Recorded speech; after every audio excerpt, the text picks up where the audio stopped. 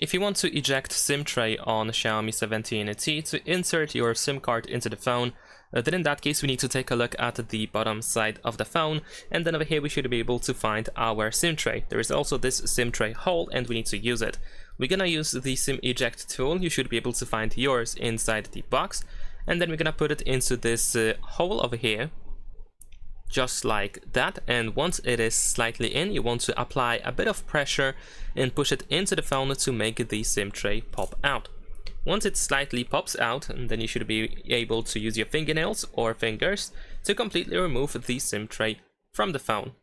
And there we go. This is how the SIM tray looks like. So as you can see here, we have the SIM card slot number 1. On the reverse side, we have SIM card slot number 2. So we can use 2 SIM cards in this case. And we're gonna put our SIM into its slot. There we go. You should be able to go in pretty easily. Of course, make sure that you match the shape of the slot.